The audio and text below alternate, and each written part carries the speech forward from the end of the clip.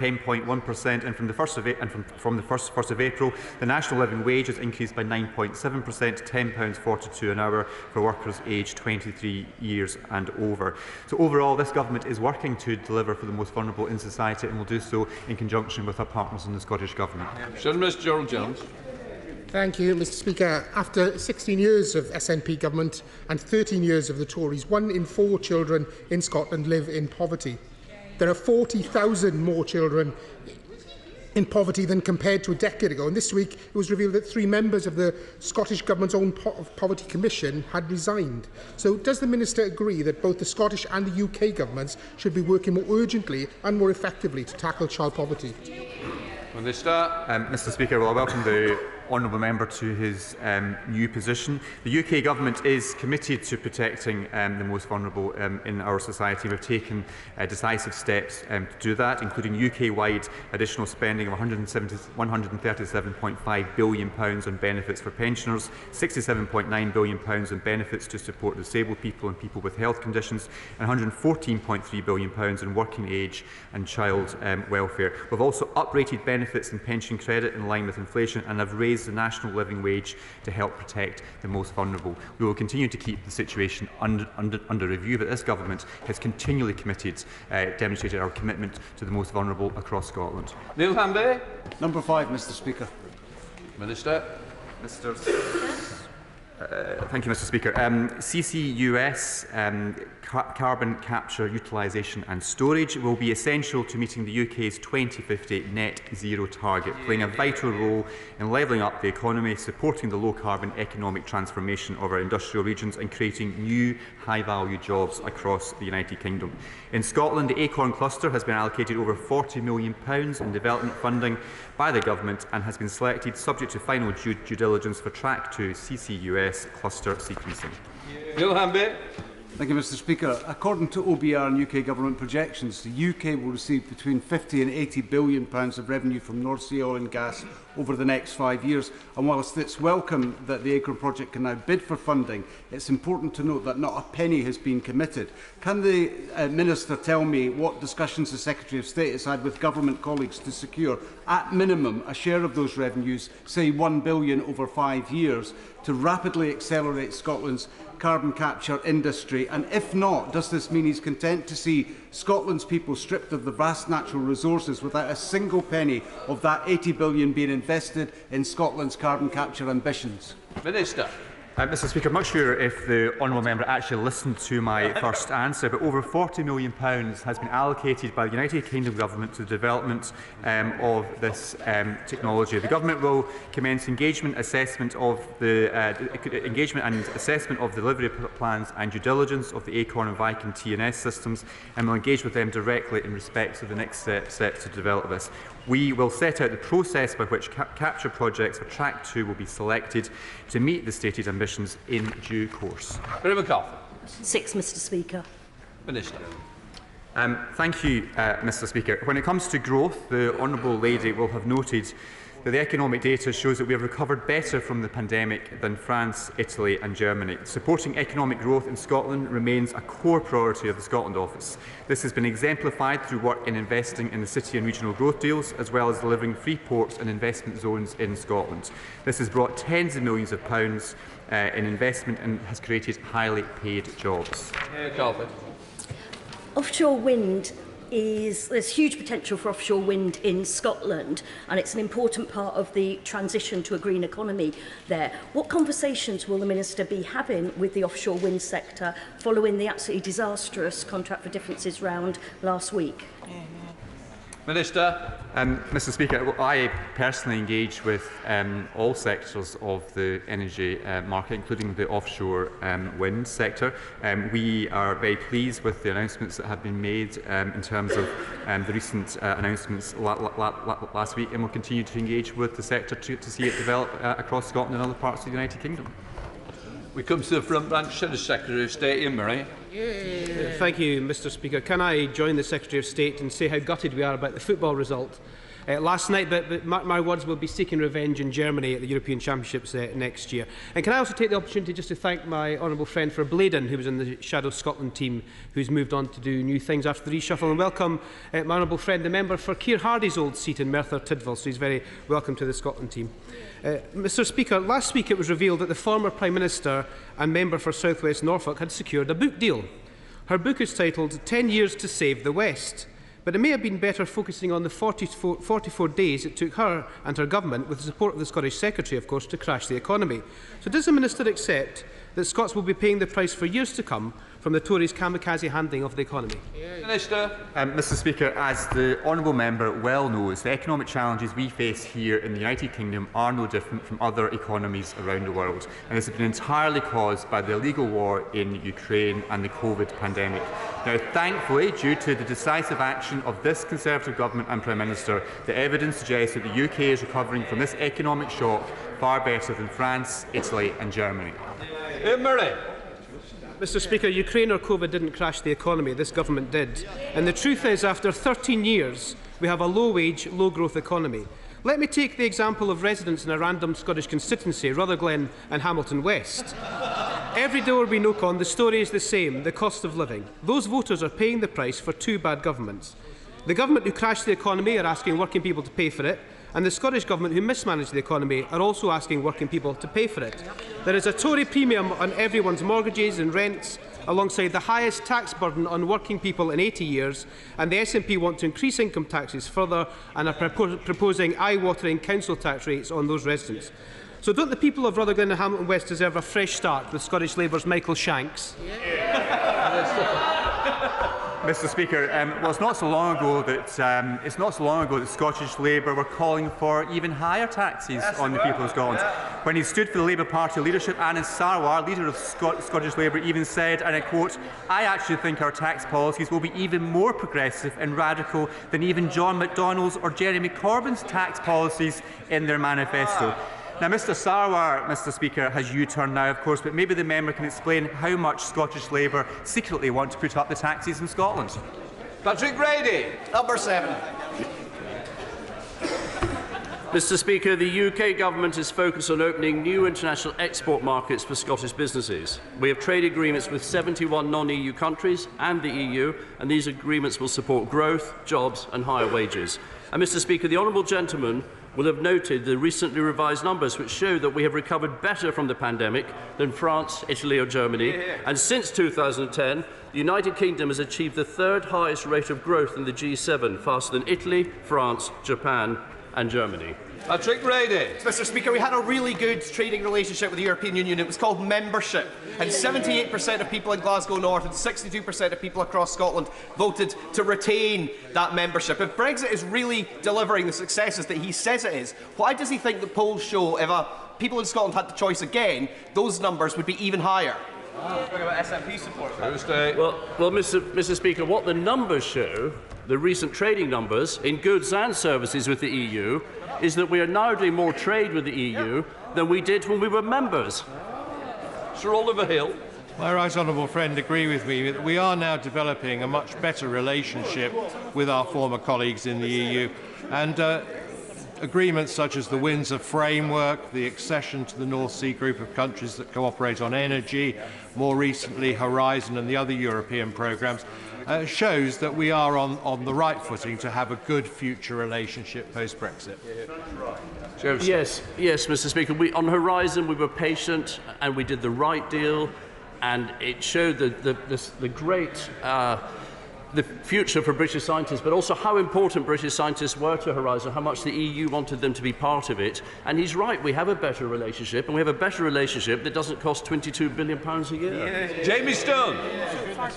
Thank you very much, Mr Speaker. Number 8. Minister. Mr Speaker, the United Kingdom Government supports collaboration between all our nations to share best practices, improve transparency and provide better accountability for patients. Ministerial colleagues at the Department for Health and Social Care have written to the Scottish Government inviting them for talks about how we can work together to tackle long-term waiting lists in all parts of the United Kingdom. Jamie Snow. Mr Speaker, if you are sick or a loved one is sick or anyone at all and their life might be in danger, is it not the case that the border between Scotland and England should not get in the way of the best possible health outcome? Minister. The honourable member makes an extremely important point, something I'm acutely aware of as a Borders MP. Indeed, I have a constituent who lives in Fulden who's been told that they'll need to wait over 3 years to have their cataracts done in Scotland. Meanwhile, their neighbours, who are registered with a GP in England, are being treated by NHS England within 6 months, and they simply don't understand that discrepancy. The SNP government in Edinburgh should be doing much more to drive down NHS waiting lists and engaging with colleagues here at Westminster to ensure that all people across these islands are getting the best possible NHS services. Mr. Speaker. Who's answering? Minister. Thank you, Mr. Speaker. The United Kingdom Government is providing a record £41 billion per year settlement, the largest since devolution. In fact, the UK Government is providing the Scottish Government with over 20% more funding per person than equivalent UK Government spending in England. With the generous fiscal framework agreement, the Scottish Government has the certainty and flexibility to manage its budget and deliver high-quality public services across Scotland.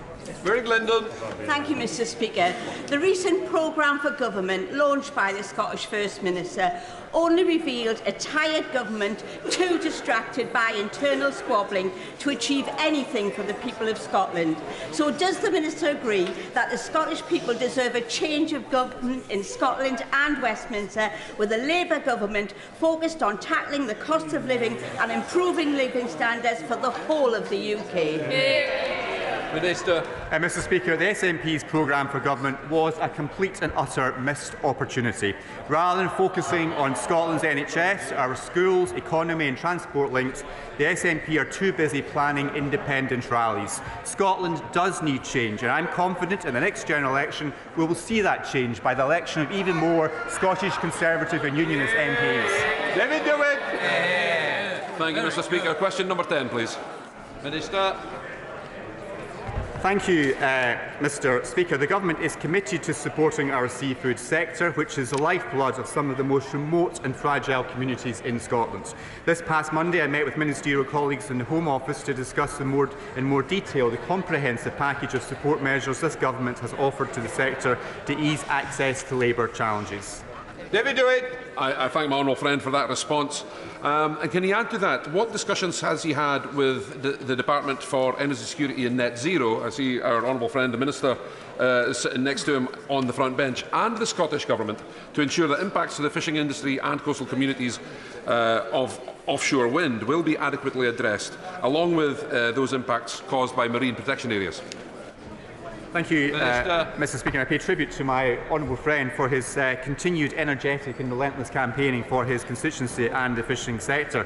This Government is committed to working with other government departments and the Scottish Government on our shared ambition to protect the marine environment and ensure that the increasing spatial squeeze on our sea is managed effectively. However, we also note the legitimate concerns from the fishing industry and continue to engage with stakeholders, other UK government departments and the Scottish Government through the Scottish Seafood Industry Action Group. I understand my honourable friend for West Aberdeenshire, the Energy Minister, is due to meet my honourable friend shortly. Jim Shannon. Mr. Speaker, the fishermen from Portavogie, Ardglass and Gilkeel work hand in hand with the fishermen from Scotland. So whatever benefits that the Minister can bring towards Scottish fishermen will benefit the fishermen and the fisherwomen from Northern Ireland. Can I ask the Minister, has any discussions taken place how they can work better together, Scotland and Northern Ireland, and here at Westminster? Minister. Mr. Speaker, I'm happy to work with all colleagues across the United Kingdom to advance this industry. I'm happy to meet the honourable member to discuss how we do that together. Joanna Chuck. Number 11, please, Mr. Speaker. Secretary of State. Mr. Speaker, with permission, I will answer questions 11 and 12 together. Illicit drugs destroy lives and devastate communities. The United Kingdom Government's 10-year drug strategy sets out ambitious plans, backed with a record £3 billion over 3 years, to tackle the supply of illicit drugs and build a world-class system of treatment and recovery. This is a UK-wide strategy, and there are no plans to devolve drugs policy to the Scottish Government. And then Cherry. The Lord Advocate has announced that she's not going to prosecute drug users for simple possession offences committed within a pilot safer drugs consumption facility. And both the Home Affairs Committee of this House and the Scottish Affairs Committee have recommended that the UK Government support such a pilot in Glasgow by creating a legislative pathway under the Misuse of Drugs Act, enabling such a facility to operate, or by devolving the power to the Scottish Government. Now, both cross-party committees of this House are very clear that the evidence shows that these measures could be life-saving. So when will he act to save lives in Scotland by persuading his government to drop their intransigence on this issue? Secretary of State. Well, Mr. Speaker, it was disappointing the Scottish Government was not prepared to work with the UK Government on Project Adder, this offer was made with supporting funding, and the E in Adder is for enforcement. And I believe this police and the Procurator Fiscal Service should be enforcing the laws in Scotland, not decriminalising drugs, because that helps drive people to health solutions. Thank you, Mr. Speaker, and the Secretary of State didn't answer, so I'll try again. Scotland needs a caring, compassionate, human rights-informed drugs policy with public health and the reduction of harm as its principles. With the Scottish Government ready and willing to work with the UK Government to put into practice this progressive policy.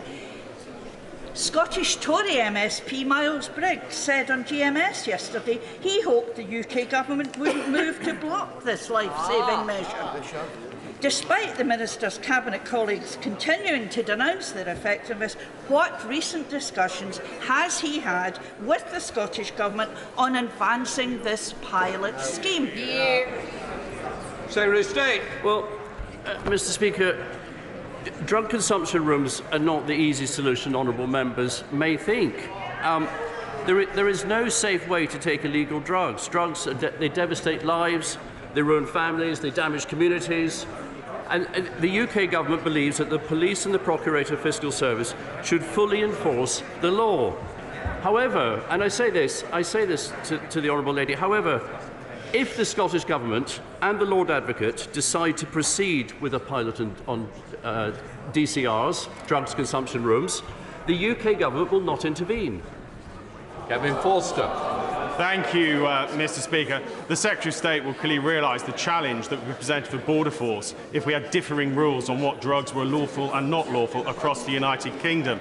Therefore, he really assure me that he will not be looking to devolve drugs policy and will instead be getting the Scottish Government to focus on its own responsibilities.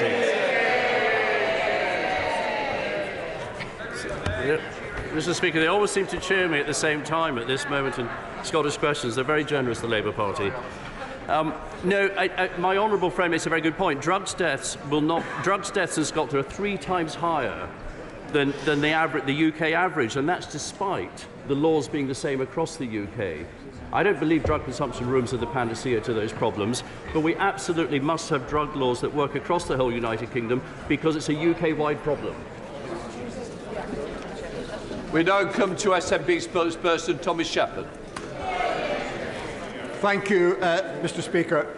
I think we should be clear. The Lord Advocate's statement on Monday is a game changer. It removes one of the major obstacles to a pilot drug consumption facility, which is designed to prevent overdoses. Now, he's been equivocal in his responses so far, so let me give him another chance to get on the right side of history and to actually say that he will support and work with the Scottish Government to see this pilot project through. Secretary of State. Well, Mr. Speaker, I think I've been quite clear. I've been quite clear that the UK Government's policy is not to proceed with drug consumption rooms. We believe drugs, as I said, devastate families and destroy communities. I was very clear about those things. But I'm also very clear that the Lord Advocate and the Scottish Government appear to have achieved a workaround that allows them to have a pilot drug consumption room, probably in Glasgow, and the United Kingdom Government will not intervene in that. So you now have no more excuses. Tommy Shepherd. Can I press the Secretary of State on this point? Because, of course, he has form in terms of intervening in decisions of the Scottish Government. So he says he won't intervene. Can we therefore be clear then that he will say, on behalf of the UK Government, that he will not use any administrative or legislative means to frustrate or block this pilot policy by the Scottish Government?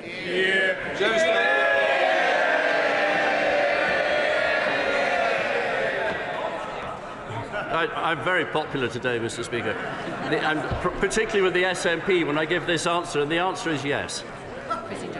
Christine Jardine. Question number 13, please. Thank you, Mr. Speaker. Our government has taken assertive action on the cost of living. UK-wide support to households to help with higher energy bills is worth £94 billion, or on average £3,300 per household. This United Kingdom government's focus has been on supporting everyone with the cost of living, with specific targeted support and tailored interventions for those most vulnerable. Christine Jardine. Thank you very much. I thank the Minister for his answer, and he will know that, like his constituents, my constituents in Edinburgh West still face the impact of food inflation, higher energy bills and unfair standing charges for electricity. But we also now face the potential bombshell of a council tax hike by the Scottish Government, which will affect 14,500 households in Edinburgh West who will have to pay more than £2,000 a year. So will the UK Government be speaking to the Scottish Government, if you don't mind, will the UK Government be speaking to the Scottish Government to try to mitigate this, and what steps do they have in mind to support it? Mr. Speaker, I share the Honourable Lady's concerns about the SNP Green Government's bombshell tax plans to hike up the tax burden for many households, with people already facing pressures on their household budgets. As she will know, along with the record block grant, the spring budget provided the Scottish Government with an extra £320 million over the next two years, on top of the £1.5 billion of additional funding we provided in the autumn statement 2022. However, our economic priorities of halving inflation and growing the economy is the most effective way of supporting her constituents. Number 14, Mr. Speaker. Mr. Speaker, I believe that support for the Union is strong. The United Kingdom is one of the most successful political and economic unions in the world, the foundation on which all our businesses and citizens are able to thrive. And when we work collaboratively, Mr. Speaker, we are safer, we are stronger, and we are more prosperous.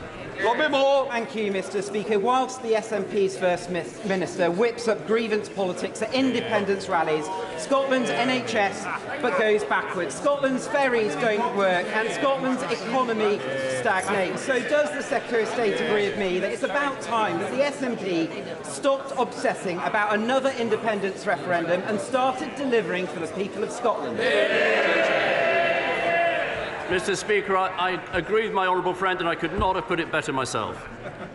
Angus Brendan MacNeill. Thank you very much, Mr. Speaker. Isn't the truth in the Union that while we see independent Norway and independent Ireland in budget surplus, independent Ireland with a surplus this year of €10 billion, rising to €23 billion in the next 3 years, whilst the Scottish Government cannot build small hospitals in small Scottish islands? Isn't the answer for Scotland to remove the handcuffs from Westminster, to get the independence and the budget surpluses of Norway and Ireland to move forward and to move away from the Brexit of the Tory and the Labour Party?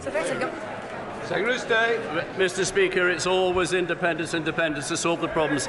They're not building hospitals in the islands because it's the Scottish Government who are squandering the most generous settlement they've had since devolution began.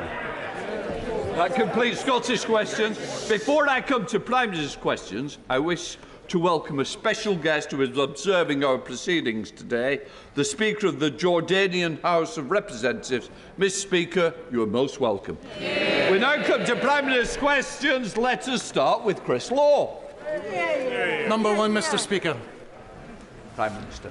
Mr. Speaker, can I start by paying tribute to the Clerk of the House, Sir John Benger, and thank him for his many years of distinguished service. Mr. Speaker, this morning I had meetings with ministerial colleagues and others. In addition to my duties in this House, I shall have further such meetings later today. Chris Law. Mr. Speaker, the wealth of billionaires has skyrocketed over the past decade, whilst average working households in the UK have the lowest living standards since the 1950s. Whilst hard-working families are struggling to make ends meet, the wealthy are playing by a different set of rules, with reports even that members of the House of Lords are trying to exploit the non-dom status loophole to avoid paying their fair share. So does the Prime Minister agree that whether you're the wife of the most powerful man in the country or the host of The Apprentice, no billionaire should qualify for special tax treatment while my constituents face soaring levels of inequality and poverty? Prime Minister. Well, Mr. Speaker, the facts tell a very different story to what the honourable gentleman said. He mentioned inequality. Inequality today is lower than it was in 2010. He mentioned the number. He mentioned the number of people in poverty, Mr. Speaker. Again, I'm pleased to say there are 1.7 million fewer people in poverty today than 2010, including many in Scotland. But, Mr. Speaker, of course we understand that things are challenging right now with the cost of living, which is why we've put in place record support to help families, particularly with their energy bills, and particular for the most vulnerable in our society, with record amounts of cost of living payments going to millions across the country, including in Scotland, showing the power of the United Kingdom government. Thank you, Mr. Speaker. Thanks to this Conservative government, we have the opportunity to be the first country in the world to end new cases of HIV by 2030. And this is partially down to our world-leading opt-out HIV testing programme rolled out in very high prevalence areas. But to reach this goal and make this progress, we must roll out opt-out testing to other high prevalence areas like in the West Midlands, which includes my constituency of West Bromwich East. So will the Prime Minister commit to meeting with me and the incredible Terence Higgins Trust to hear more about the merits of opt-out testing? Prime Minister. Well, can I thank my honourable friend for raising this important issue and indeed thank her for her work in this area. We remain absolutely committed to ending new HIV transmissions within England by 2030, and I'm pleased that she highlighted that the provisional data from NHS England indicates that the opt-out testing programme has been highly successful. DHSC is currently evaluating the impact of the programme with a view to deciding whether it should be expanded in additional areas, and I know ministers will keep her and the House updated. We now come to the Leader of the Opposition, Keir Starmer. Thank you, Mr. Speaker. Can I join the Prime Minister in his words about the Clerk of the House? Mr. Speaker, I pay tribute to the police who tracked down the escaped terror suspect from Wandsworth Prison last week. Despite being charged with terrorism and despite being a flight risk, he was not held in a Category A prison. Why not? Minister. Well, Mr. Speaker, I'd like to thank the police and their partners for their efforts to find and arrest Daniel Khalif. There is now an ongoing legal process that must be allowed to take its course. But I'd like to reassure the public that while these cases are extremely rare, the Justice Secretary has launched an internal investigation about how this could happen, as well as an independent investigation of the incident, so that we can learn the lessons from this case and make sure that it never happens again. Keir Starmer. The truth is they're presiding over mayhem in the criminal justice system. Only a few short months ago, Zara Alina's family said ministers had, and this is their words, blood on their hands after probation failures that led to her murder. So it beggars belief that we're back here once again. The Chief Inspector of Prisons said conditions in Wandsworth are so bad it should be shut down. The Chancellor is telling anyone who'll listen that he raised concerns months ago. Probation, school buildings, now prisons. Why does the Prime Minister keep ignoring the warnings until it's too late? Prime Minister. Mr. Speaker, the honourable gentleman with his background should know better that because of the wide variety.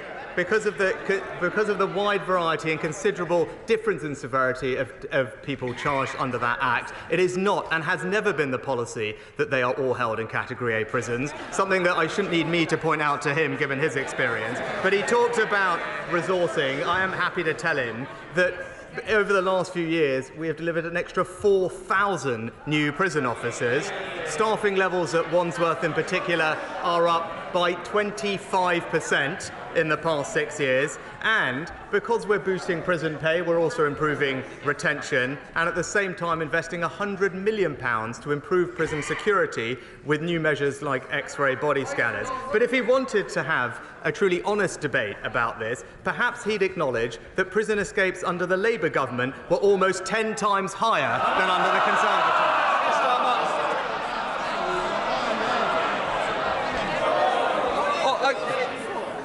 I did say last week, and it will continue this week.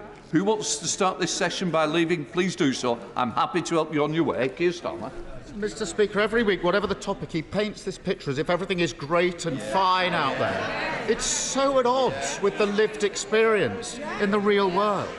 Let me turn to another serious security concern. Some in this House face sanction, intimidation and threats from the Chinese state.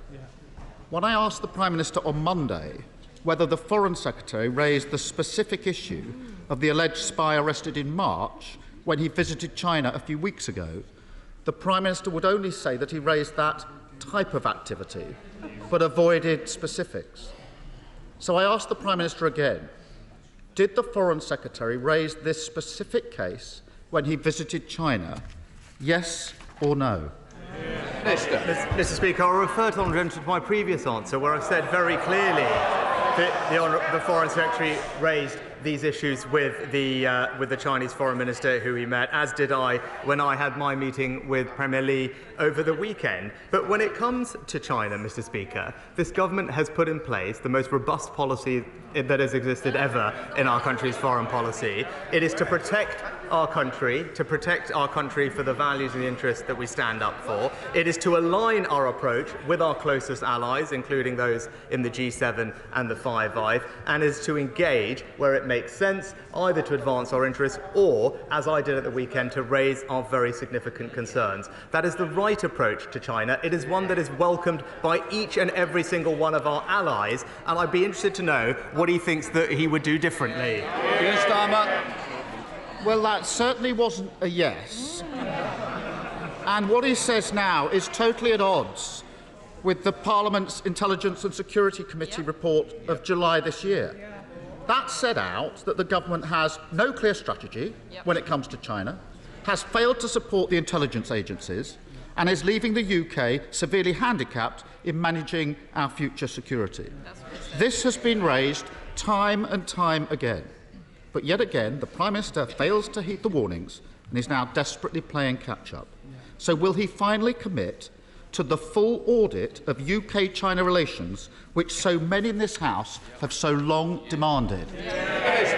Well, Mr. Speaker, as always, the Leader of the Opposition is just playing catch-up and hasn't caught up with the reality of what's actually happening. He talks about the ISC report. Again, if he actually went through it, he would realise that it related to a period of investigations which was in 2019 and 2020. Since then, Mr. Speaker, we have launched a whole new integrated review refresh of our China strategy. It's published. We've put in place a range of new measures, including, for example, the National Security Protective Agency, which is staffed out of MI5, supporting businesses and organisations and being alert to the risk from cyber and from China. But if he wants to talk about foreign policy, Mr. Speaker, he should perhaps reflect on his own record, because this was the man who said he was 100% behind the former Labour leader, a person who wanted to abolish the army, scrap Trident and withdraw from NATO. It's clear what he did. He put his own political interests ahead of Britain's. Mr. Speaker, probation, prison, schools, China, yet again inaction man fails to heed the warnings and then blames everyone else for the consequences. Mr. Speaker, on Sunday, the Home Secretary celebrated her first anniversary in post. That is, if you overlook the 6 days she missed when she was deemed a national security risk. In that year, 40,000 people have crossed the Channel on a small boat, and the taxpayer is now spending £6 million a day on hotel bills. He's failing to stop terrorists strolling out of prison, failing to guard Britain against hostile actors. He's completely failing to stop the boats. How can anyone trust him to protect the country?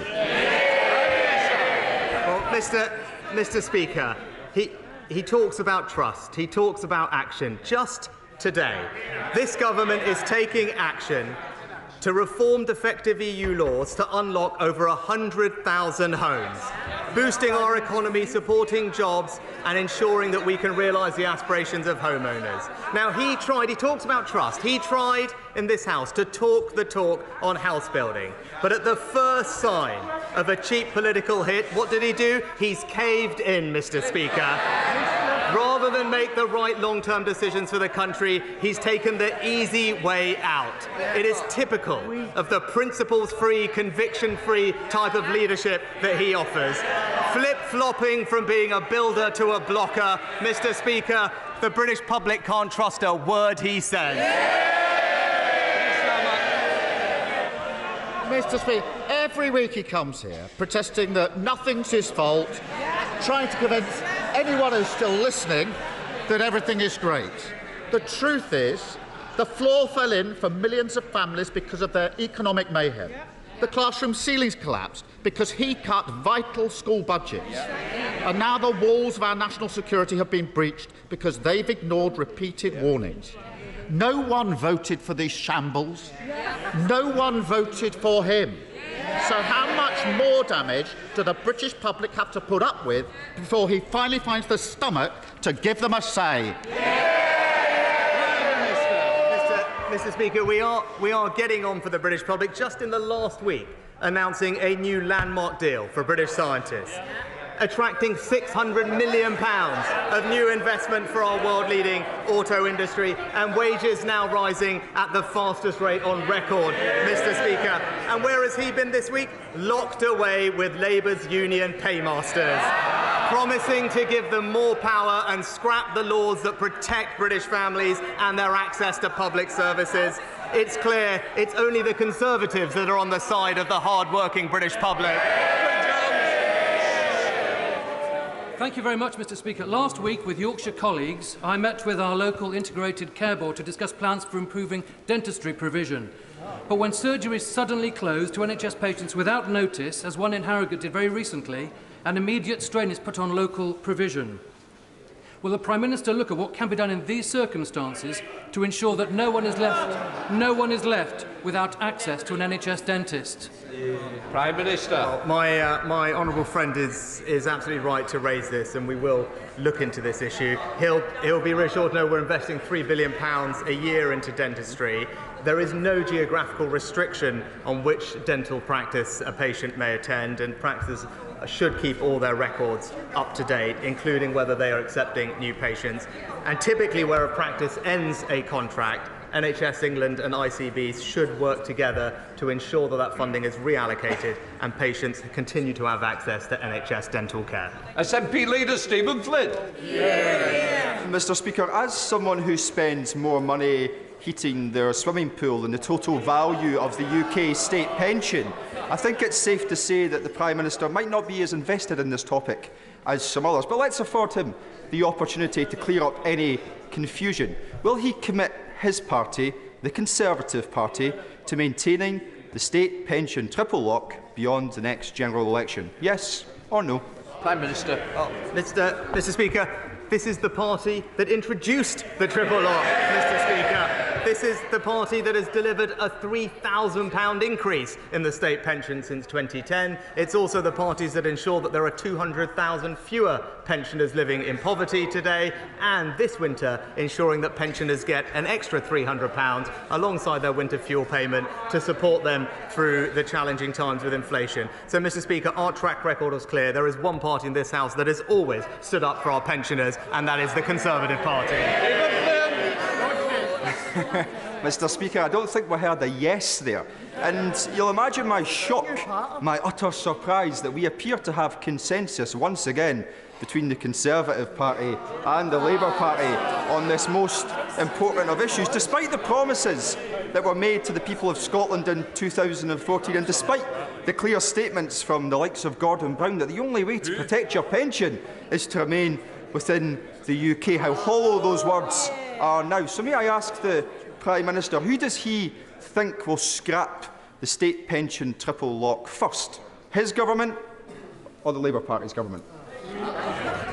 Prime Minister. Mr. Speaker, as I said, thanks to the actions of this government, pensioners in Scotland are receiving record increases in their state pension, £870 this year, extra support with the cost of living this winter. This is the government that introduced and remains committed to the triple lock. But he does raise a good point, Mr. Speaker. Pensioners in Scotland should know the reason they can rely on the state pension, not just today but for years to come, because of the strength of our union and the strength of our United Kingdom government. Ansell. Mr. Speaker, beautiful Eastbourne is perhaps best known as a top visitor destination, but there is important work being done also to put us on the digital map. DigiFest, the first local event of its kind, is coming to the Welcome Building next week and will showcase some pretty stellar local tech talent and open doors of opportunity, with an ambition to create 10,000 local jobs in this sector.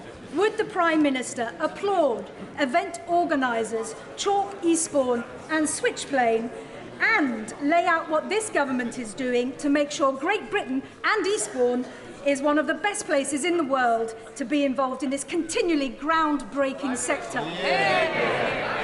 Mr. Speaker, the government has a mission to make the UK the most innovative economy in the world, and the growth of our tech industry is one of the key ways we'll achieve that. I'm delighted to join my honourable friend in thanking and paying tribute to Chalk Eastbourne for their terrific organisation of the DigiFest. This is a great example of how in local areas we can bring together people to create jobs and opportunity and ultimately drive the growth that our country wants to see.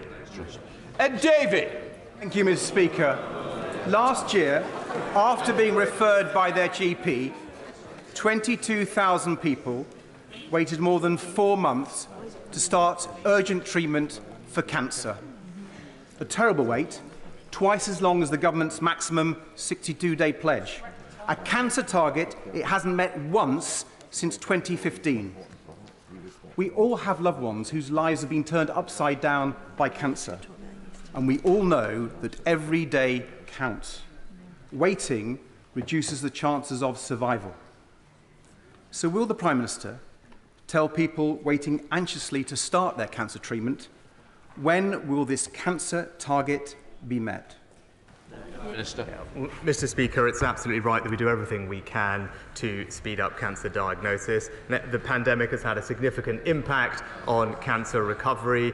He'll know that before the pandemic we had something like 200,000 cancer referrals a month, but during the pandemic it dropped to around 80,000, and now as those referrals come through, that's having an impact. But, Mr. Speaker, we're ensuring that there are hundreds more oncologists and radiologists working this year compared to last year. We're rolling out over 160 community diagnostic centres, because the honourable gentleman is right that early diagnosis is key, and that is why, Mr. Speaker, even though there is work to do, cancer treatment today is at record levels. So we are making progress, and the 62-day backlog is now falling. Recently, the NHS wrote to all trusts, streamlining our targets, clinically advised, and now all the focus is on meeting them as quickly as possible. Chris Green. Thank you, Mr. Speaker. In 2017, Bolton Custody Suite was closed by the Police and Crime Commissioner and the then Chief Constable because they had given up on arresting criminals. The new Chief is delivering on the people's priorities so that emergency calls are answered promptly, crimes are investigated and arrests are made, which means the newly reopened Custody Suite is always full. Will my right honourable friend join me in thanking Greater Manchester Police? And does he think that this approach ought to catch on around the country? Prime Minister. Well, Mr. Speaker, I am delighted with the improvements that have been made in Greater Manchester Police, and indeed the Home Secretary just recently met with the Chief there. They have made significant improvements to answering 999 calls, for example, and have seen almost a 50% year-on-year increase in the number of charges recorded by the force. I very much welcome their focus on getting the basics on crime and antisocial behaviour right, and they are a model for police forces across the country. Ashley Dalton. Thank you. Thank you, Mr. Speaker. I thank the Prime Minister for his answer to the Honourable Member for Aberdeen South, but I'm still confused on this matter because just yesterday the Secretary of State for Work and Pensions said that the pensions triple lock is not sustainable. The Chancellor's economic advisers have suggested that it is time to review the policy, but Number 10, when questioned, have said they're committed to it. So, Mr. Speaker, which is it? Mr. Speaker, this government is committed to the triple lock. It was this government that introduced the triple lock.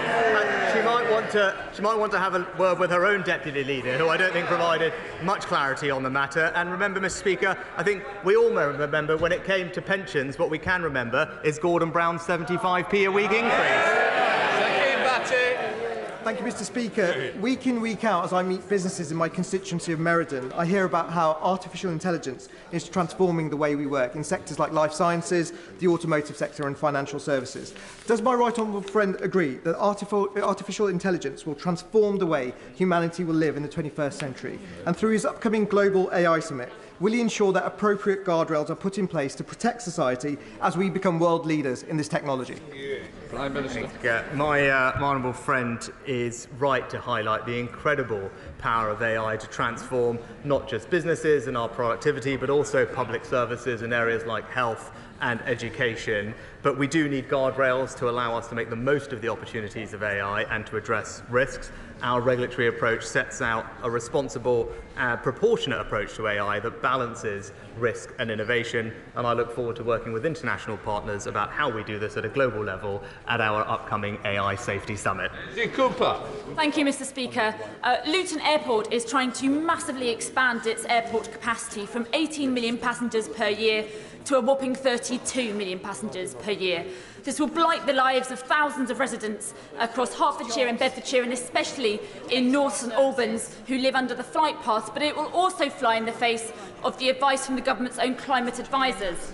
It's been reported that the Prime Minister is getting ready to ignore his climate advisers.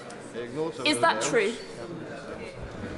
Prime Minister. No, Mr. Speaker, but what I would say is my approach to getting to net zero is not one that requires people to give up doing the things that they want to do and enjoying, like flying. The right thing to be doing is, as we are, investing in new technologies and funding them, things like sustainable aviation fuel, because that's how we'll decarbonise aviation on the transition to net zero, not force people to give everything up. Mr. Speaker, when the Prime Minister was Chancellor of the Exchequer, he put the full might of the Treasury behind the 10-year drug strategy, which with its ADA project is now turning lives around across England and Wales. But a key part of that strategy was developing a new approach to possession. He will know from his own constituency that in towns like Andover, in mine, possession is of a huge concern, particularly to parents of young people who spend some time in the town centre. Now, the Home Office issued a white paper on this over a year ago. The consultation closed in October last year. So can I ask the Prime Minister to commit that in the forthcoming King's Speech we can see some legislation to finally deal with this pernicious problem? Prime Minister. Can I thank my honourable friend for all of his work and attention on this area. It was good to work with him on Project ADA in particular. He's right to highlight that drugs destroy lives and families, hitting the most vulnerable in our society the hardest. The 10-year drug strategy, which he helped put in place, is ambitious and backed with a record £3 billion funding. As my right honourable friend highlighted, we have consulted on a new drug possession offences framework, and I can assure him that ministers will keep him and this House updated on future plans. Thank you, Mr. Speaker. In the last few hours, I've been contacted by the head teacher of St James's Church of England Primary School in Blackburn. The head teacher is desperately seeking help after a RAC survey conducted on the 7th of September was inconclusive. The urgent intrusive inspection that was supposed to follow has not been arranged by the Department of Education. The potentially affected part of the building has been closed off, with children crammed into a dining room learning on tables. Staff are unable to access facilities, and the whole school has been hugely inconvenienced. The head teacher has been unable. The head teacher has been unable to reach the Department of Education. Can I implore the Prime Minister to get the Secretary of State to Education to investigate this urgently? Minister. Well, Mr. Speaker, of course, I'm sorry for the disruption at schools as we work hard to identify those affected. But what DfE is doing is fully funding the inspection process, ensuring that we are rapidly now inspecting and surveying all potentially affected schools, paying for that work, but also now with the increase of up to 80 dedicated caseworkers, St James's Primary School, like others, should have a dedicated point of contact to work through those issues. I'll ensure that the Secretary of State and the Department are in touch with the school and the Honourable Member on it for an update. Stephen Hammond. Thank you, Mr. Speaker.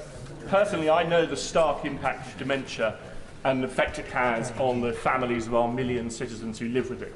It was my honour last week to sponsor Alzheimer's research here in the UK to highlight the recent progress on a new diagnostic test and new drugs that could be available as early as next January.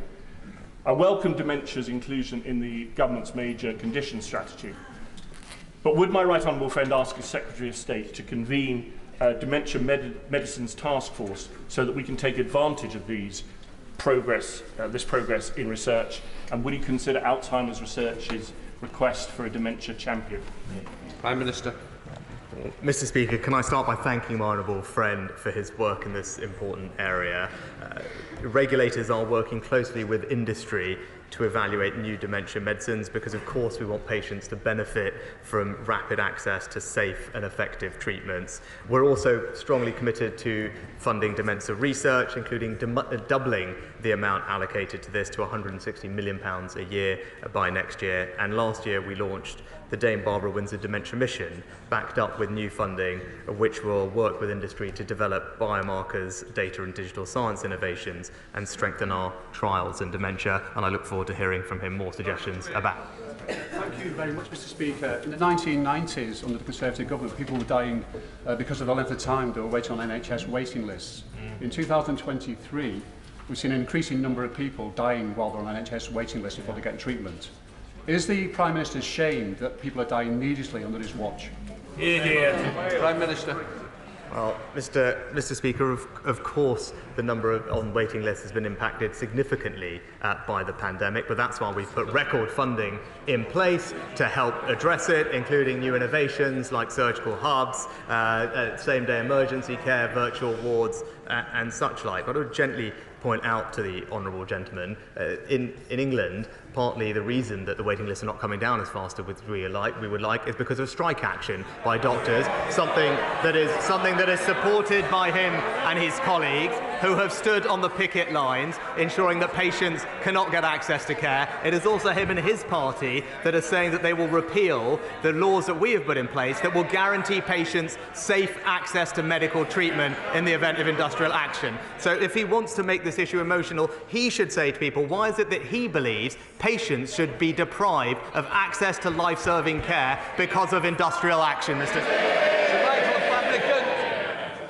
Closed question. Question 11. Prime Minister. Mr. Speaker, we regularly engage with local partners across the West Midlands to gather insight and intelligence on the economy.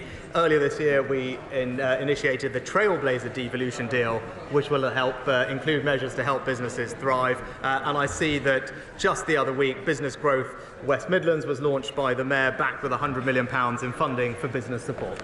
Vital fabricants.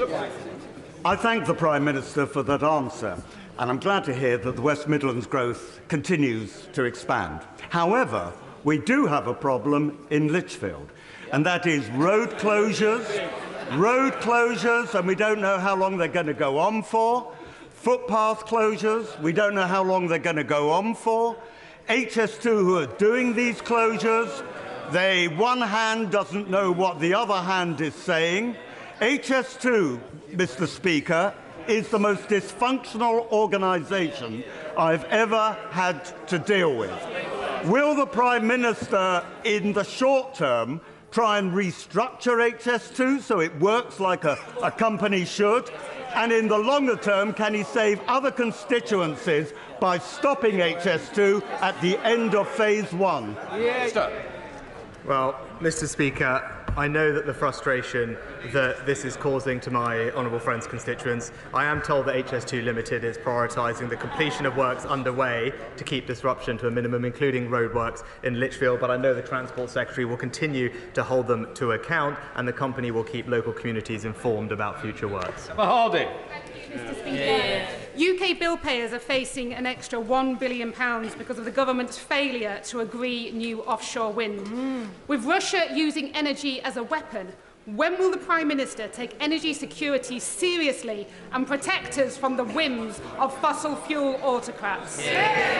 Prime Minister. Mr. Speaker, we do take energy security seriously. Indeed, we created a brand new department to focus on energy security. But it's a bit rich. It's a bit rich coming from the Labour Party, Mr. Speaker, that wants to cut off our access to homegrown British oil and gas, Mr. Speaker, which will increase our reliance on foreign oil and gas, increase our reliance on dictators and exposure to those markets, and as the independent reports have also said, will be bad for the climate, as those imported fossil fuels come with something like 2 or 3 times the emissions. Their policy is not just bad for the environment, Mr. Speaker, it's bad for our energy security and it's bad for British jobs.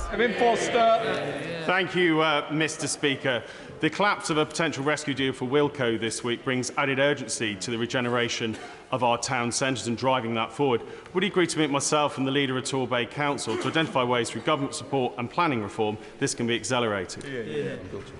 Well, Mr. Speaker, investment through both arms of our Towns Fund is part of how we will regenerate and unleash the potential of our town centres. I'm delighted to hear that investment includes Torbay's £21.9 million town deal and indeed £13.5 million for Paynton via the Future High Streets Fund. But my honourable friend is right about ensuring that our planning system is friendly for small businesses, and that's what we're doing, making it much easier to convert unused shops into cafes, restaurants or indeed new homes, and it's an example of how we're helping our high streets adapt and thrive. Lawrence Session-Lerman.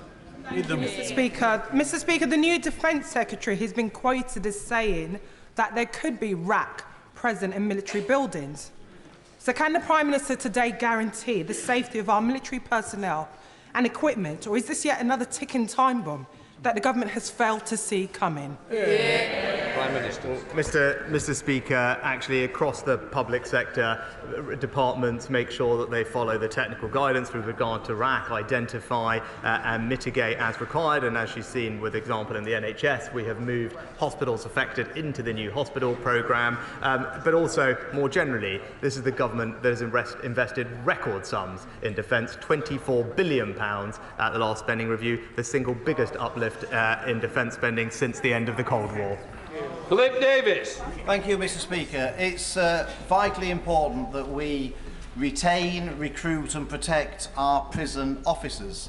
So will the Prime Minister agree to stop any prisoner who assaults a prison officer from being released early from jail? This simple measure will be very popular with prison officers, it will be very popular with the public, and you never know, Mr. Speaker, it might even find favour with the parties opposite, who normally think that the only people who should be in prison are people who misgender people. Prime Minister.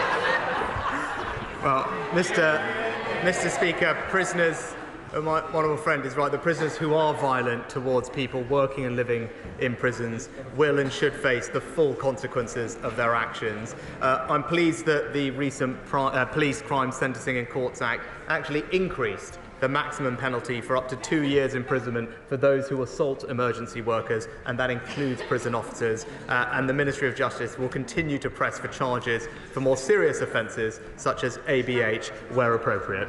Sarah Owen. Thank you, Mr. Speaker. At the weekend, 7 global economic powers came together, including India, the US and the EU, to agree a monumental trade agreement, but not the UK. Can the Prime Minister say if he chose not to sign up because he thought it was presumably a bad deal, or was the UK left out altogether because this Prime Minister has as weak a reputation on the world stage as he does at home? Mr. Speaker, I'm not sure if the honourable lady was here for the statement on Monday. I rather assume not. I think what she's describing wasn't a trade deal, so first of all she should get her facts right. And as I explained on Monday, there are lots of different ways that countries will participate in solving international issues. At the same conference that she mentioned, the same summit, we announced a record investment to the Green Climate Fund. It is the single biggest investment by this country to help with international climate finance, and it was warmly welcomed by countries at the summit who can see that the UK is taking a leadership role and helping countries adapt and mitigate the impacts of climate change. Brendan Clark-Smith. Thank you, Mr. Speaker. This week we were hit by the devastating news that all Wilko stores would be closing, meaning the loss of 12,500 jobs, and Bassetlaw Workshop are the home of Wilko's HQ and a distribution centre with 1,500 jobs set to go. But Wilko has been mismanaged for years, and in the last decade, over 77 million has been paid out to shareholders. And recently, the HQ was sold for 48 million before being leased back. So can the Prime Minister reassure my constituents and all those nationally affected by the demise of Wilko that he and the government will do everything in their power to help support people into jobs and make sure their redundancies and pensions are protected, and we will take whatever action is available to us to hold the ownership to account? Prime Minister.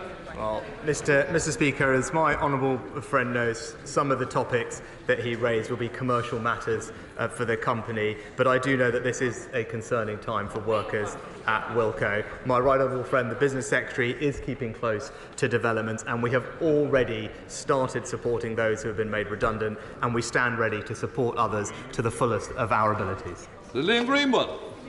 The head of the Army, General Sir Patrick Sanders, has said the UK must forge an army capable of fighting alongside our allies and defeating Russia in battle. So why is the government still pushing ahead with further cuts of 10,000 troops to the British Army? Well, Mr. Speaker, again, I'd say to the honourable lady, this is the government that has put a record amount into our armed forces, £24 billion. We remain the second largest investor in our defence in NATO, and as we saw at the NATO summit, other countries look to us for leadership. How the armed forces allocate that record funding is a matter for chiefs to make sure that we have the capabilities we need to meet the threats of today. That is a decision that they will make, and we will back them, but no one can doubt our commitment to funding properly the armed forces and ensuring that we keep this country safe. Richard Graham. Mr. Speaker, the Prime Minister has rightly said that democracies like the UK, not authoritarian regimes, should lead the fight on global challenges like development and climate change. So because the links between failed regimes, climate change and the numbers of asylum seekers are growing, would my right honourable friend ensure that doing development democratically is a key theme in the White Paper on International Development? And would he also visit the Westminster Foundation's Garden of Democracy exhibition here in Parliament to highlight our promotion of democratic values abroad? Prime Minister. Can I thank my honourable friend for highlighting the exhibition in Portcullis House, and I know members will have heard his invitation. We are consulting widely on the detail of the White Paper on International Development and what it should say, including specifically the role of democracy in development, and I'd encourage all interested organisations and individuals to share their ideas through the public consultation. Can I just say thank you to Sir John Benjer and his final PMQs and his loyal service to the House. We do appreciate it. Thank you, Sir John.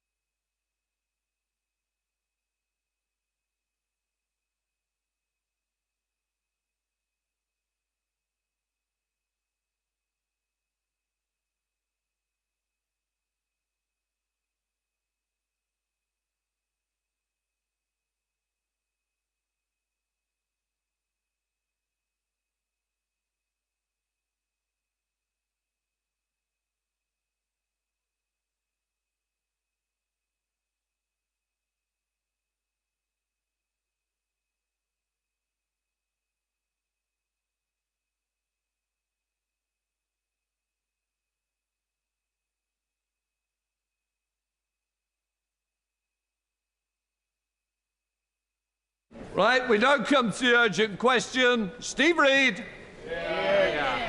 Thank you, Mr. Speaker.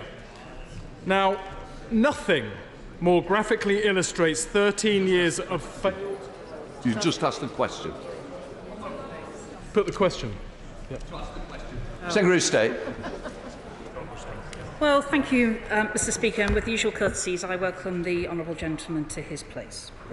Mr. Speaker, I start by restating that I have always been clear that the current volume of sewage discharge by water companies is totally unacceptable, and they must act urgently to improve their performance so they can meet both government and public expectations.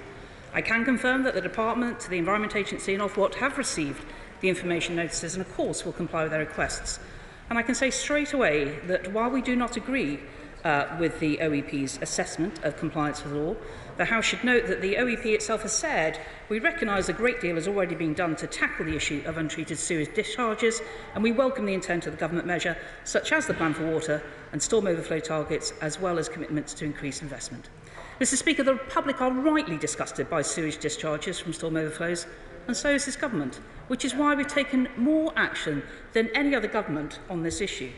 Now, I remind the House that it was under a Labour government that the European Commission took them to court back in 2009 on breaches in the law. And subsequently, we have started the construction of the Thames Tideway Tunnel, due to be complete next year, and that is taking a decade to do.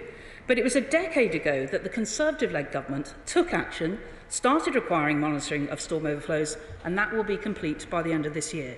And it's due to that the scale of the issue has been unveiled. And I note that in Wales, run by a Labour government, discharge occurrences are much higher there, 38 times per year per outflow versus 23 in England.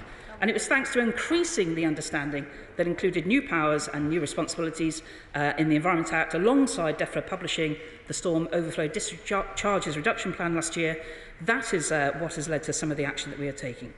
Now, we've been repeatedly clear that water companies' reliance on overflows is unacceptable. They must significantly reduce how much sewage they discharge as a priority, and we are holding water companies to account. And that is also true of our regulators. And I will remind the House that there are active investigations, including an active criminal investigation of water companies underway now by our regulator. Frankly, we welcome this opportunity to set out the scale of action that this government is taking. No government in history, as I say, has done more to tackle this issue. Last year, we launched the Storm Overflows Discharge Reduction Plan. Our strict targets will see the toughest ever crackdown on sewage spills, and will require water companies to deliver the largest ever infrastructure programme in water company history. So yet again, Mr Speaker, I'm very happy to answer today's urgent question, but I will say, yet again, what we are seeing is a Conservative government cleaning up the mess left behind a Labour government, and we will get on with the job. Steve Reid. Thank you, Mr Speaker. Second time lucky. Nothing more graphically illustrates 13 years of failed Tory government than the tide of raw sewage swilling down our rivers, into our lakes and washing up on our beaches. The Conservatives cut the Environment Agency's budget in half. That led to drastic cuts in monitoring, enforcement and prosecution. And that led to a drastic increase in illegal discharges, trashing nature, damaging tourism and putting kids' health at risk. This government are up to their necks in a sewage crisis of their own making. And now, in an absolutely unprecedented move, the Office for Environmental Protection tells us the government may have broken the law itself in allowing all of this. They identify possible failures to comply with environmental law by the Secretary of State's own department, the Environment Agency, and Offshore. This government has broken the entire regulatory system. They enabled this scandal. But did we hear a word of apology just now? No, we did not. Only complacency. Labour wants severe and automatic fines for every illegal discharge to pay for a tougher regulation and enforcement regime. Why won't the government do that? We want mandatory monitoring of every outlet so the public know where the discharges are happening. Why won't the government agree to that? Could the Secretary of State tell us which ministers signed off what the OEP calls, and I quote, a misinterpretation of the law to allow more frequent sewage discharges without risk of sanction? That is a government-sanctioned green light to pollute. Was it her? What action will she now take to put an end to this appalling situation, bring the water companies to heel and clean up our waterways? And will she publish the correspondence between the OEP and her department if she has nothing to hide? And finally, if her department is found to have broken the law, will she do the right thing and resign? The Prime Minister would not tolerate raw sewage in his private swimming pool, so why is he happy to treat the British countryside as an open sewer? Secretary of State. Well, I think the risk for the honourable gentleman that he's already soiled his own reputation by failing to acknowledge that it was the investigation all started, which led to that court case that's referred to in the information notice, under a Labour government. On Sky last night, I believe it's a former DEFRA Labour minister who basically said he knew that sewage discharge was happening. And what did Labour do about it? They didn't do anything. What they did in 2006, they set out a consultation basically allowing self-monitoring by the water companies. Frankly, the Labour government did sweet FA and we are cleaning it up now. So in terms of, let's have a look at some of the timescale has been pointed to. So it is about the situation that led to the ruling by the Court of Justice of the European Union. And frankly, he also, I'm conscious, of course, they've not done this in Wales either, where there is a Labour government. So no change in policy there. Meanwhile, the Conservative government has got on in terms of unlimited penalties for water companies. We've given powers. That's why we did act. It's why so many powers were put into the Environment Act. And our regulators are using them. So we are getting, from where we were monitoring hardly anything in 2010, thanks to Labour, and frankly the SNP haven't got a leg to stand on either. It was the Conservative who got the monitoring going, and where Labour weakened monitoring, we have increased it. I think in some of the assertions made about budgets, I think the Honourable Gentleman should be aware that, of course, the purpose of the permits and the fees that go with the permits is to pay for those regular inspections. What government funds, and we increased the funding last year, is about where there's enforcement action to be done, including taking companies to court. And that's why there's an active criminal investigation underway now.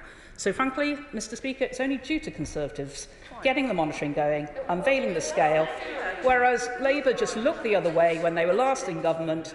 And frankly, I've got no confidence that their plans that they put forward, we're already getting on with many of the actions they talk about, and that's why we will sort out the mess they left behind. Can I just say, can we be more moderate in what language we use? I don't think it was appropriate, and hopefully we'll hear no more. Can I come to the Chair of the Select Committee, Sir Robert Goodwin? We all understand the long-term challenge of stormwater overflows, where we have heavy rainfall inundating the system, and over time we're going to see more stormwater tanks, such as the 4 million litre one Yorkshire Water installed in Scarborough. But there can be no excuse at all for discharges when the weather is dry.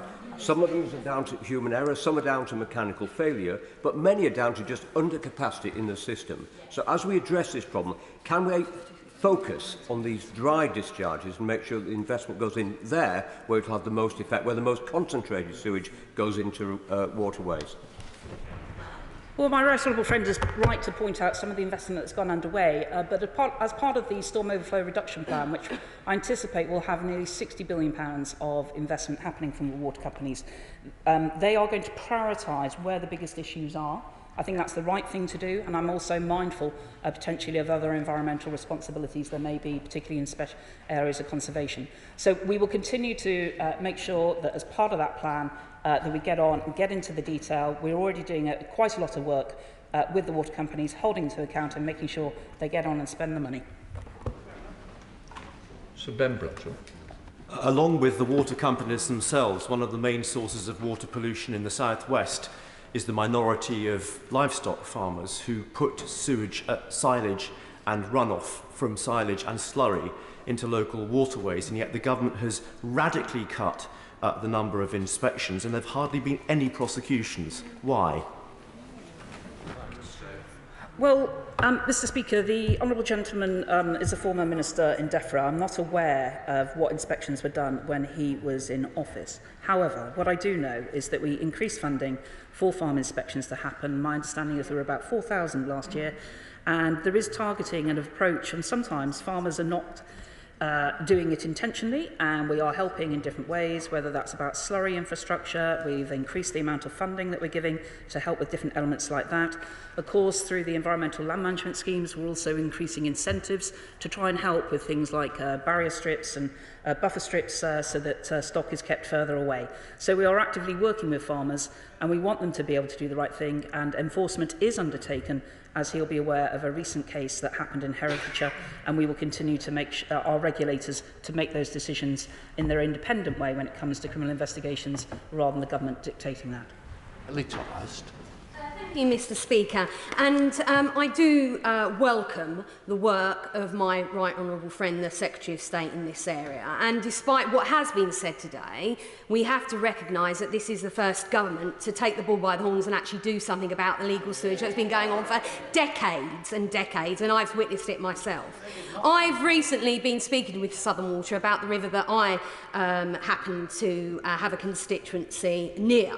And whilst I recognise Southern Water are doing their very best to do small trials around land drainage, quite frankly, I don't think they're doing enough quick enough. So could the Secretary of State outline to us what the powers that she's strengthening for the Environment Agency in order to really fine companies like Southern Water, as my right honourable friend said, who are using opportunities in dry weather to dump sewage where it really, really should not be happening? Thank you.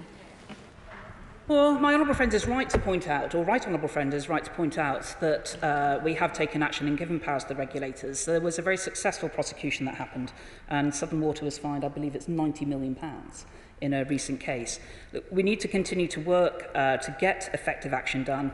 The Environment Agency, I have complete confidence in getting on with the detailed work that we need to do in making sure that the water companies stick to the law, and that we are continuing to strengthen the law, including the unlimited penalties that this House has voted for. But actually, I think it was actually only this side of the House that actually went through the division lobbies to get the penalties. Cat Smith. Thank you, Mr. Speaker. The Secretary of State will know from her own mailbag, and I certainly know from mine, that my constituents are in touch with me week in, week out about concerns on the River Loon or the beach at Fleetwood. So I and my constituents would like to know, frankly, when water companies are caught breaking the law, what steps will the Secretary of State make to ensure that they are punished and brought to justice, and ensure that they don't do it again? Well, I'm conscious of the situation that happened near Fleetwood earlier this year. There was a breakdown, and to give some credit to United Utilities, they worked at pace to try and fix the mechanical failure that had happened. What we have is a situation where now it's in legislation. The Environment Agency can apply unlimited penalties, and frankly, in terms of criminal investigations, and you'll be aware there is a live one underway at the moment against water companies by the Environment Agency, it will then be for the courts to decide the scale of fines that are there. Indeed, we will continue to make sure that fines are applied, penalties are applied under clear instructions that we've had discussions with the Environment Agency. We need to get the problem fixed, but water companies should not be trying to do this on the cheap and think it's cheaper to just pay a penalty than actually sort out the problem. Thank you, Mr. Speaker. I sat on the Bill Committee for the Environment Act, which actually created the post of the OEP. I also sit on the Environmental Audit Select Committee, where we interviewed the now chair of the OEP. So it's colleagues on this side of the House that have actually introduced the position of the OEP for her to be able to do this work in order to find out the scale of the actual problem. And when the report refers to the government, it's not being party political. It is referring to all governments for the past 20 years or more.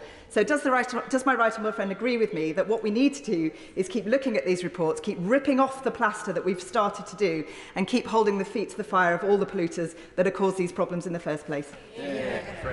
Well, my honourable friend is absolutely right. When we left the European Union, we recognised the need to have suitable scrutiny, and that is what is in place. Now, I think it's also fair to say that clearly the OEP has not come to a conclusion about breaking law. That's why they've asked for more information. That is their right, that's their entitlement, that's what we legislated to allow them to do, and we will continue to comply with that. Meanwhile, it will not distract us from getting on for our plan for water and holding water companies to account. Richard Burton. Thank you, Mr. Speaker. Water companies dumped sewage more than 1 million times over the past 3 years. Now we find out that instead of standing up to the water companies, the government seems to be complicit in letting them break the law. Beyond the government's own failures, isn't it the case that this sewage crisis has been driven by underinvestment, while £72 billion was handed out to shareholders since privatisation? And isn't it time to put an end to this racket and restore water as a proper public service? Well, Mr Speaker, look, I understand the honourable member comes from the very left wing of the Labour Party, and that will continue to be his mantra. It's not the position, I understand, of his party to nationalise. However, because they recognise about the amount of investment that has gone into the water industry, into water infrastructure since privatisation, and that's about £190 billion. Now, quite clearly, the scale of what needs to be done, certainly in the next few years, and is considerably higher than where we've seen before. At the same time, it was back in 2006 when we had one of the biggest dividends going. The gearing of Thames Water was changed, and frankly, the Labour government then didn't do anything about it, and that is key to one of the situations that we're facing at the moment. But meanwhile, we will continue to get on, and that's why I'm confident with the Thames Tideway Tunnel opening next year that we'll have good sewage be able to deal with that in London. But the work continues, including, by the way, things like natural-based management practices in order to help in Yorkshire as well. And I know that his water company is looking into that too. Richard Ford. Thank you, Mr Speaker. The 19th of July last year was the hottest day on record in the UK. Temperatures exceeded 40 degrees Celsius in some places during a dry spell. Yet water companies that responded to a BBC investigation admitted to so-called dry spills of sewage that day. The Environment Secretary was reported as saying, "It does seem extraordinary, but the Environment Agency is the regulator." Given it was the hottest day when people were inadvertently bathing in sewage, why does the Environment Secretary wash her hands of it? Mr Speaker, I'm conscious of the investigation that the BBC undertook. The Environment Agency and the Department does not agree with their assessment of the data. That doesn't mean, of course, that there haven't been sewage spills on dry days. That's why this is part of the investigation, it's part of fixing the problem, and we will continue to do that. Ian Little-Granger. Thank you, Mr Deputy Speaker. The Secretary of State knows Jill Ryder from history, the chairman of Pennon Group, which is South West Water. I've heard what the Secretary of State has said, but surely the time has come to get these companies and their leadership under control. South West Water is a disgrace. It's leaking, it's treating its customers with utter contempt. Secretary of State, please sit on these companies and make them do the job they're meant to, which is stop this now. Well, indeed, and of course, unlimited penalties are available to the Environment Agency, and there is already a criminal investigation underway. I know that the Honourable Gentleman has secured a Westminster Hall debate next week to discuss this in further detail about South West Water, and my honourable friend will be replying substantially to the many detailed points I'm sure that he will raise. Thank you very much, Mr Deputy Speaker. It was my constituent, Mr Latimer, who was responsible for the law change that stated sewage should only be discharged during exceptional circumstances. He knows, as we all know, that it is this government who are actively enabling the water companies and the regulators to get away with dumping sewage into our rivers and our oceans. Why won't the Secretary of State admit that it's under this government that sewage dumping is no longer the exception but the rule? Because her assertion is simply not true. Mr Deputy Speaker, rather than just scaremongering, which is what we are having again from the other side, could we have a focus, please, on the quality of our waters? Because in Leigh-on-Sea and Southend West, the quality of our water has gone up from 76% in 2010 to 93%. Yep. The vast majority of our beaches are good or excellent. Right. However, would she applaud the work of local chill water swimmers, the Blue Tits, run by Danielle Boone and Philip Miller of Venture Island, who are assisting me in having regular sewage summits with Anglian Water, whereby we have extracted a promise from Anglian Water to eliminate 75% of use of our combined storm overflows 5 years ahead of the government's target. Isn't this sort of local action the sort of thing we should be doing, not just scaremongering? Well, my honourable friend is right to praise the activity that's happening in her constituency, and the people of Southend should be congratulated for electing her to this House, because she is an avid campaigner for them. I think she recommends, of course, her part of the world for swimming in terms of the designated beaches. I could do the same in my own constituency. But what I would remind the House, of course, is that when the Conservatives came into power in 2010, only half of our swimming beaches, designated bathing waters, were deemed excellent, thanks to whatever happened under Labour. And now it's more than 3 and 4. That shows the progress that we've made right around the country. Barry. Mr. Deputy Speaker, can I say to the Minister and ask her the very pertinent question? What did she say to the senior executive in Yorkshire Water when I complained about the quality of the water in some of the rivers in Yorkshire? And they said, Mr. Sherman, don't you realise that there is no river in our country that is fit to swim in? Isn't it the truth that her pathetic performance today and her use of the most vulgar language I've heard in this chamber in all my years in this House, isn't it true she's out of her depth, she's incompetent and she should resign immediately? Well, I'm looking forward to the election in Huddersfield. What I will say to the Honourable Gentleman, he should look at some of his own speeches. But it is not acceptable. I don't know the status of basis of what he's just made that assertion of quoting the Chief Executive of Yorkshire Water. That is not the case. And frankly, I'm conscious he can always contact me directly to give me the quotation and the source of that quotation. I look forward to receiving it, and of course I will take the water company chief executive to task if that is truly what she said. James Wilde. Thank you, Mr. Deputy Speaker. Despite what we've heard from Labour, isn't the reality that in government they did absolutely nothing on this issue, with no monitoring in place? And it's this government, as the OEP recognises, that is sorting the problem through the Plan for Water, through record investment, through monitoring, to improve waters in North West Norfolk and across the country. My old friend is absolutely right, and of course he has a coastal constituency as well, and he will know the work that continues about trying to improve continuously the quality of our designating bathing waters, but also our waters more broadly. You know, there have been more stringent standards applied over the last decade. We continue to work to try and improve that, and frankly, we will continue to get on with the job. Thank you, Mr. Deputy Speaker. The Secretary of State seems to have this weird sort of amnesia about the past decade or so, where there's a big leap from Labour being in government to suddenly her being in front of us today. But I hope she does remember the many times that, whether it was in the Environmental Audit Committee, the EFRA Select Committee, or the Environment Bill Committee, when I asked her about making sure the Office of Environmental Protection really had teeth and was independent and was respected by government. I'm concerned that there are already signs that the government is trying to undermine the work of the Office of Environmental Protection. Will she ensure us that she will respect the conclusions that they come to and will act accordingly? I will say that we set up the OEP. We are going to comply with the information notice that they've requested, and then we will see where their decision goes from that. It is important that that institution continues to have the freedom. We gave it to them, and we will continue to respect that we will comply with their notices as set out under the statute. Sorry, I've got a problem with my hearing today. The Water Minister and myself regularly visit a beach that has been subject to several environmental spills this August.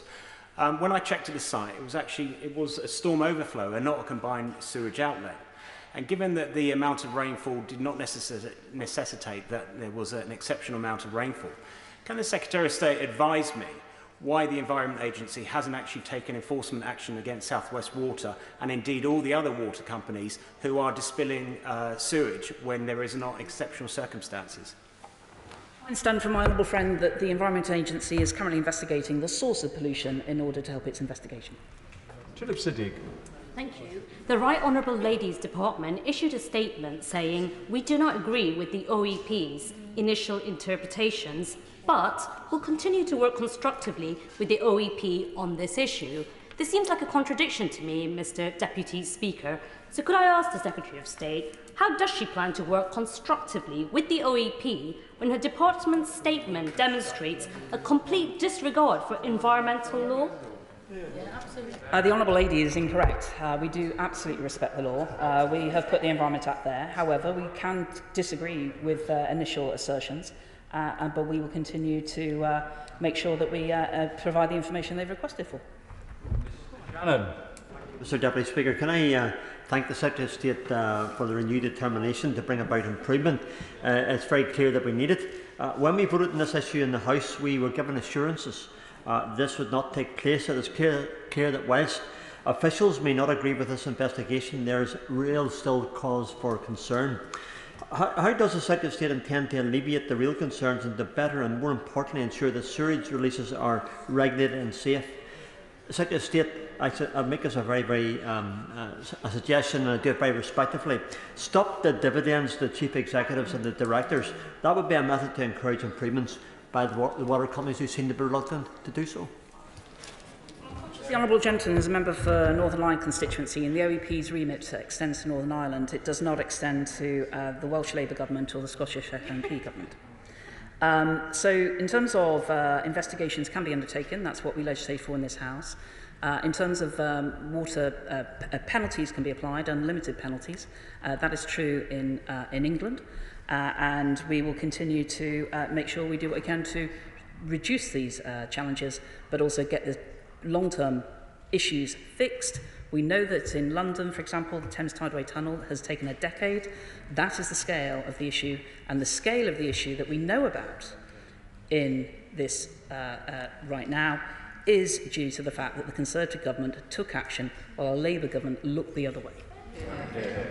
Thank you, Mr Deputy Speaker. The last time I asked about the dumping of sewage in our rivers in this chamber, the Prime Minister agreed with me that it is absolutely unacceptable.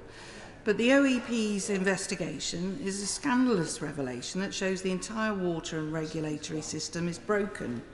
So what does the Secretary of State think should happen to companies, regulatory bodies and government departments that knowingly break the law? Well, I would say to the Honourable Lady that we set up the OEP. They have these powers thanks to this Conservative government to do that. They're getting on with the role that they see fit.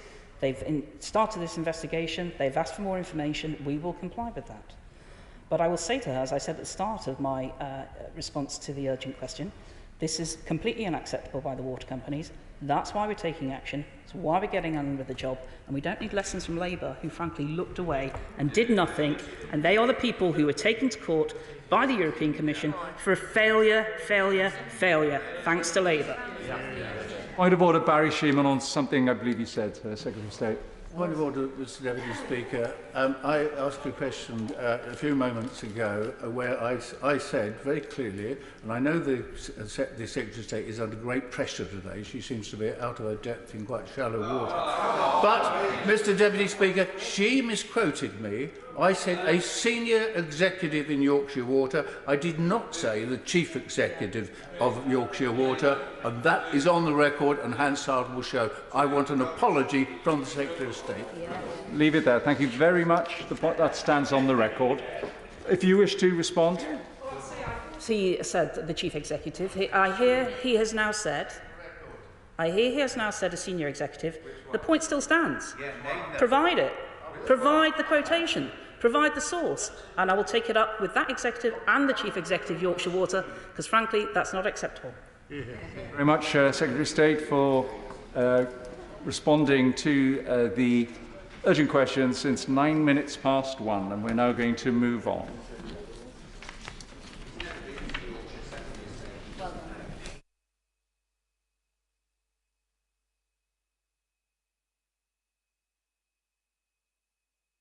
The 10-minute rule bill, and it's on asbestos, the National Register thereof, I assume.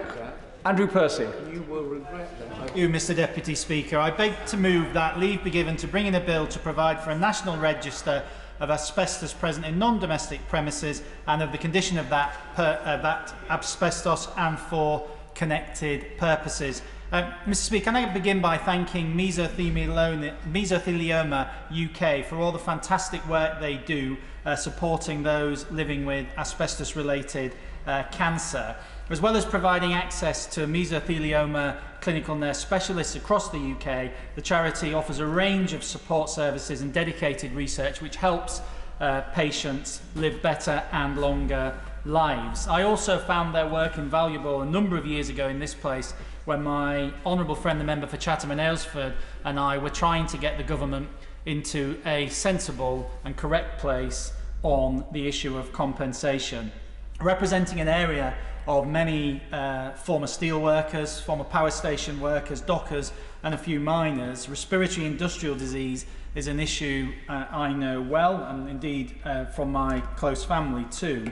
Although as we've seen increasingly, this is a disease not restricted to those roles who previously worked directly installing material with asbestos, but is now being seen by others who work in buildings with asbestos, such as teachers.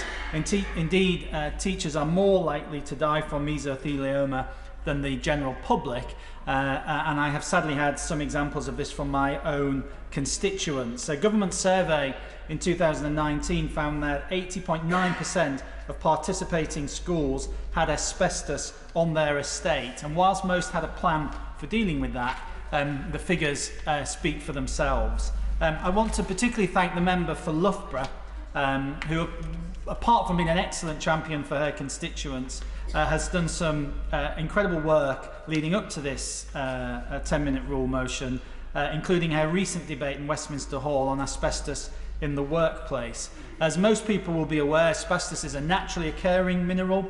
It was used extensively in buildings in the United Kingdom and around the world between the 1950s and the mid-1980s, and it's found in everything from including ceiling tiles, pipe insulation, flooring, textured paint, boilers, and of course it's often mixed with other materials, which makes determining its presence even more complex.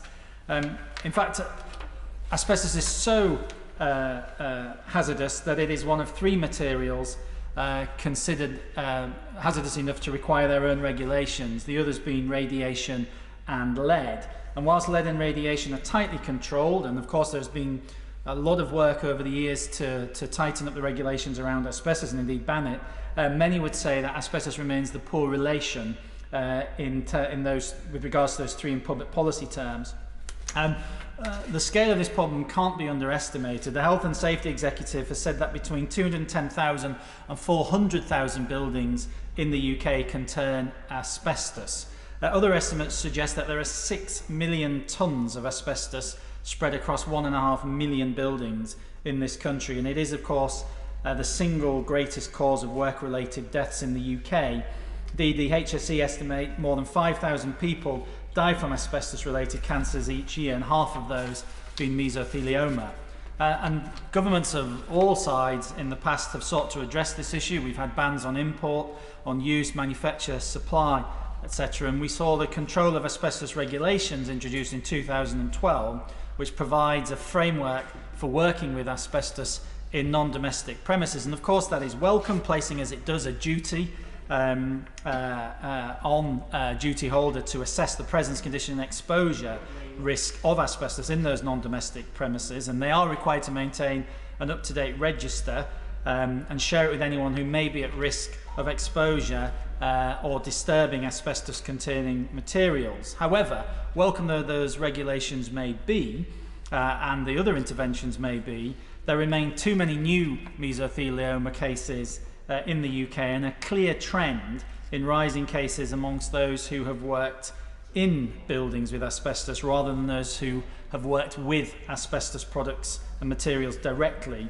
A report by Alpha Tracker on the condition of asbestos in schools, for example, Mr. Deputy Speaker, in schools, hospitals and homes actually, found more than half of 1.3 million samples which were found to contain the material were already damaged. 20% of asbestos-containing materials in hospitals and healthcare settings had high damage, and 55% of asbestos in schools was in a poor condition. We therefore have to ask whether the current approach is working and is sufficient. The UK National Asbestos Register, who are a new social enterprise established to help management and the duty holders to manage this material, have identified, however, 5 common failings in the current system. Firstly, There are communication failures, contractors rarely seeing any asbestos register or records potentially being mislaid or being found difficult to access. A contractor undertaking what seems like relatively minor works, for example, may be left unaware that there are asbestos-containing materials in that building, but they could all the same, despite those works being relatively minor, be disturbing them. Secondly, documents are often incomprehensible, with information being provided in a format that's difficult to understand, poorly arranged, or possibly even too lengthy. Thirdly, out-of-date information on registers, as those registers are not updated as work is undertaken, or the information being held is on different databases. So as a contractor changes, then information can be lost. Fourthly, the current system often results in there being no evidence of compliance or confirmation that any register has been accessed or read by a contractor or anybody undertaking works.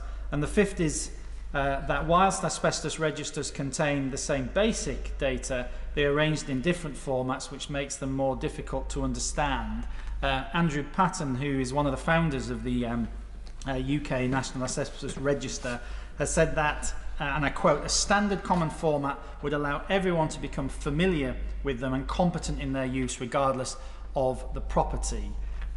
As highlighted, Mr Deputy Speaker, at the Work and Pension Select Committee in their report on the HSE's approach to asbestos management, and by Mesothelioma UK's Don't Let the Dust Settle campaign, introducing a national asbestos register would go a long way to solving these issues and is necessary if the management in situ approach, which has good sense in many ways in the approach that's been taken in recent decades, if that approach is to be maintained as opposed to a blanket removal, then a national register in the way proposed is, I believe, absolutely necessary. I recognise, of course, there will be questions and concerns that can be put forward about how a register could operate, but what I would say in response to that is that a national register would bring together all the existing information on buildings with ACMs, which is currently, as I've already said, Mr Deputy Speaker, piecemeal and fragmented into one coherent database, making it not only easier for duty holders to record and maintain information about that asbestos in those buildings, but also to make that information more easily available and accessible to those who require it. There'd be wider benefits with a national register, helping to support a longer-term strategic approach to managing asbestos. And if we've learned one thing in recent weeks with regards to concrete, access to information and clear data is absolutely necessary when managing any risk in a building accessed by the public.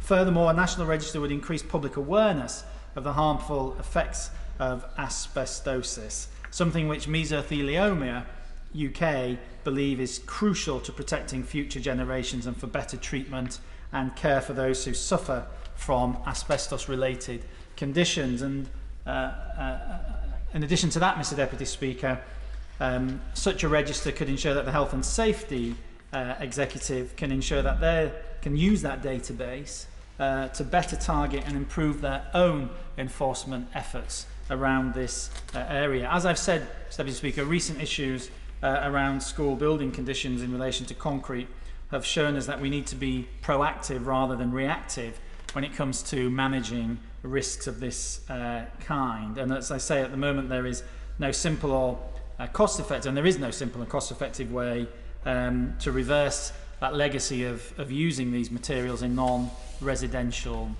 buildings. But we cannot, Mr Deputy Speaker, ignore the fact that we have a growing number of mesothelioma cases from those who have, as I said, not just worked with, but worked within buildings which contain those materials. And that is why better asbestos management is needed, and a national register is key to providing that. Thank you. This is the opportunity for anybody to oppose the 10-minute rule bill, but nobody has signified that they intend to do so, and I see nobody, so I will pose the question. The question is that the honourable member have leave to bring in the bill. As many of that have say aye. Aye. The contrary, no. I think the ayes have it. The ayes have it. Who will prepare and bring in the bill? Jane Hunt, Tracy Crouch, Sir Stephen Timms, Martin Doherty-Hughes, Holly Mumby-Croft, Ian Lavery, Ben Lake and myself, sir. Andrew Percy.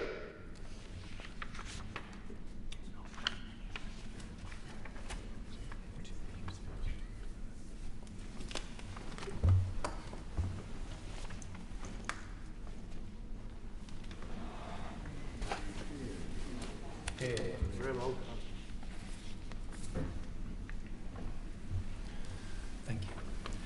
Asbestos National Register Bill. Second reading what day? 24th day of November, a Friday.